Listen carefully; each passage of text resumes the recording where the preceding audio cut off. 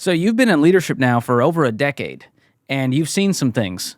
And Seen with a lot of that, things. you've learned some things, and you've noticed what it takes to move from being a team member to now, I have to lead people. There's this whole new thing I have to learn, a learning curve. And you found that there are 5 big mindset shifts that people need to make. Yeah. So most of the time, people are not born leaders, right? You don't start your career in leadership. You start as a maker, a producer, and you're usually really good at doing that thing.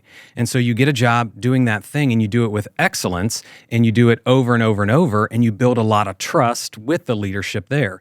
And then when a leadership position becomes available, you're the one that they look to, right? So you get pulled into this leadership role. The thing is, a lot of people aren't trained how to become that leader.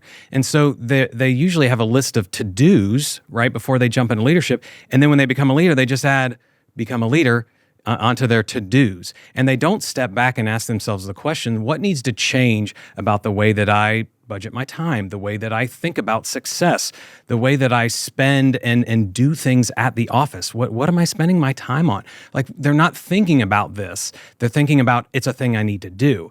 And so what I've realized is that a lot of people don't realize that there are these key shifts that they need to make in order to really step into that leadership role. Mm-hmm. Now, there's a lot of them, right? There's a lot of things with leadership. There's a lot out there about leadership, but there's 5 ones that I'd love to talk about today that I think are really, really important for anyone stepping into leadership or anybody that's been in leadership for a while to kind of tune up. All right, let's get to it. What's the first one? So the first one is around thinking. Where are you spending your time thinking? Is it about today or thinking about the future? That's the shift that you need to make. We say at EntreLeadership a lot that you got to stop spending so much time working in the business, and you got to be able to get above it and work on the business.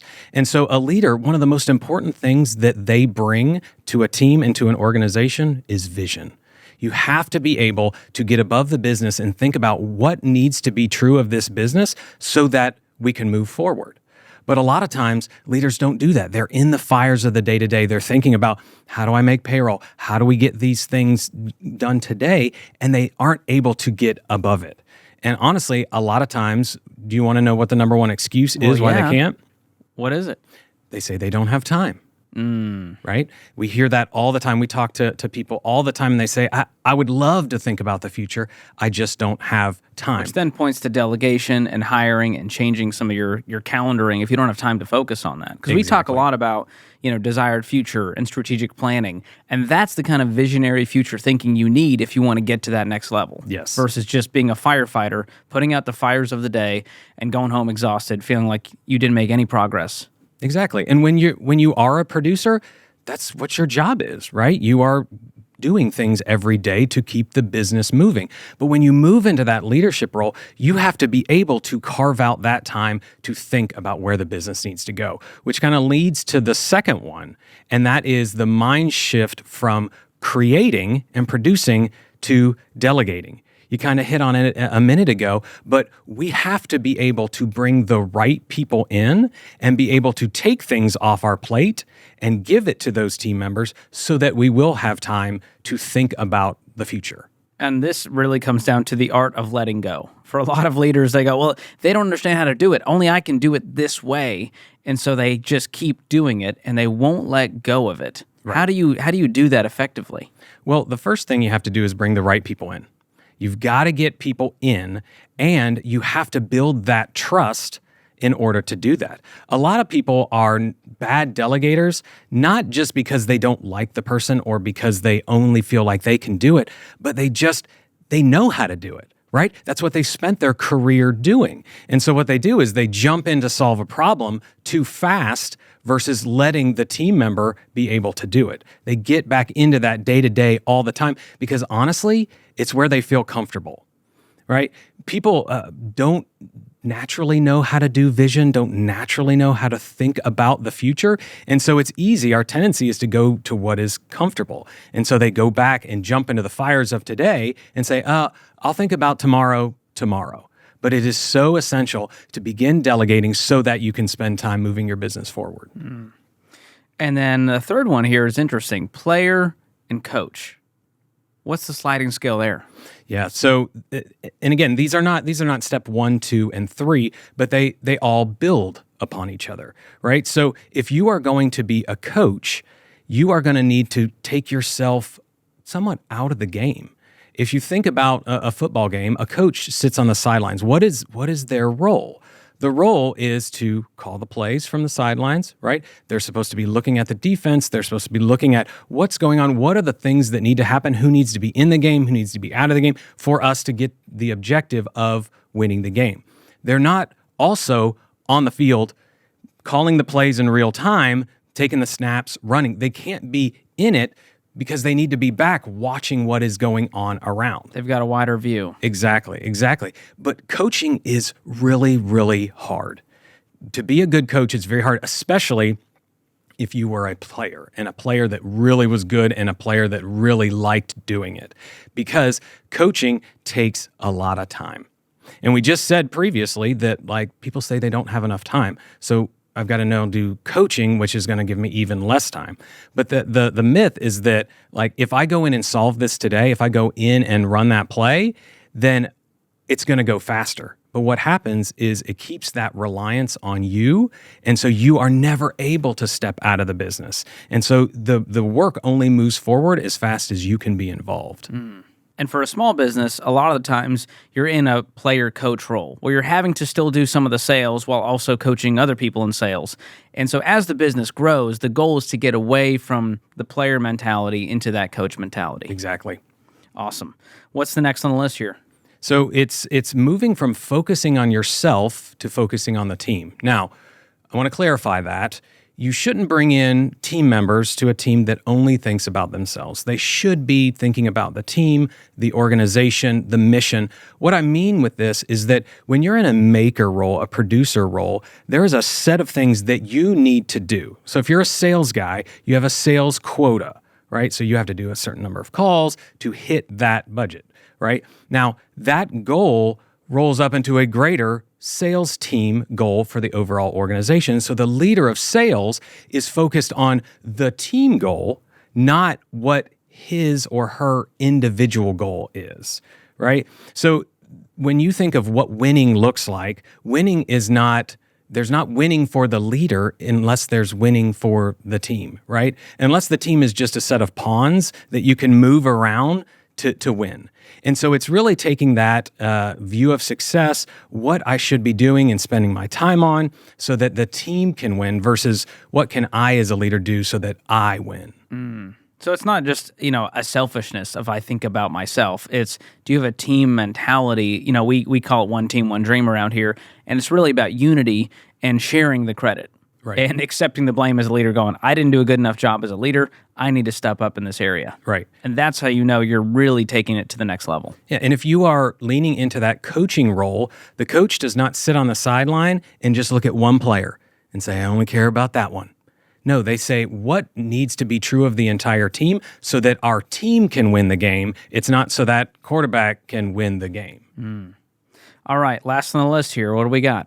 So it's moving from collaborating to empowering. Now, this probably needs the most explanation around the word collaborating, because if you walk around Ramsey, we are a very collaborative organization. Leaders collaborate all the time.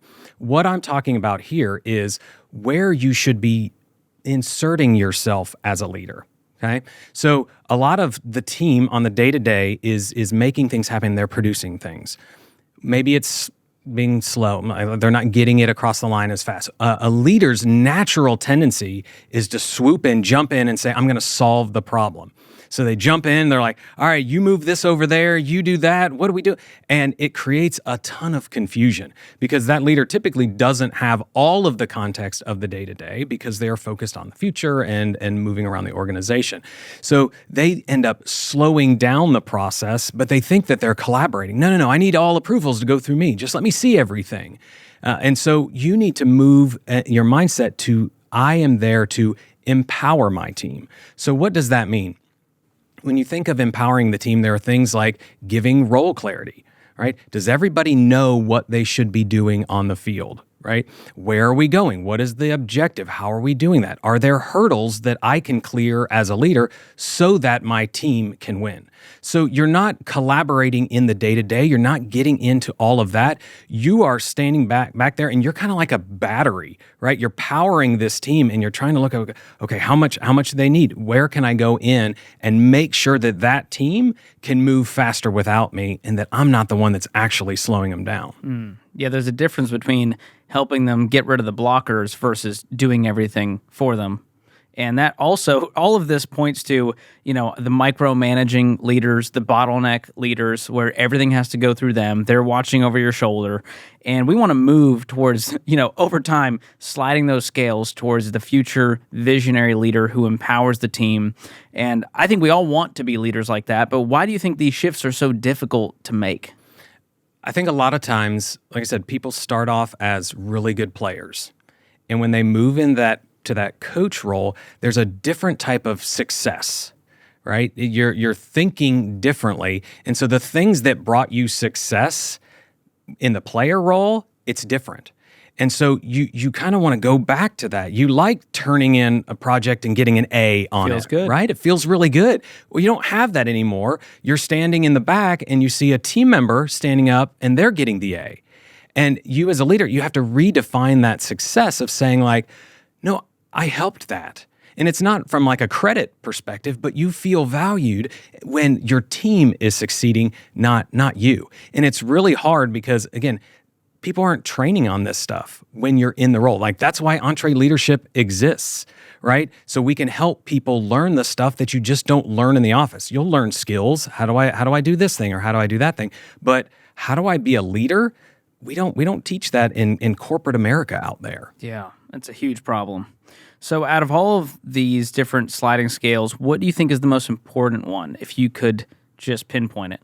Yeah, I would say probably, again, they're not in succession. You don't do them in that order, but they all kind of build upon each other. I would say the most important one probably is to get that mindset from player to coach. If you can make that mindset shift, you start running everything else you're doing through that sort of coaching mentality. And it'll help you be able to delegate. You'll be able to step back from that micromanaging because you realize I'm the coach, I'm not supposed to be doing it, right? And as the coach, if my responsibility is to provide vision, well, then I need to be thinking about the future. And if I'm the coach, I need to think about my team, right? I need not just me. And if I'm the coach, then I need to figure out what I can do to empower my team. And so that's one that is really probably the hardest one. It's the one that I struggle with the most because I like to get in and do things. I've always liked that. And sometimes it's really hard to sit back and walk through it with a team member who it takes a little bit longer to pick it up than I think I would. But the benefits to the company and to our team is amazing.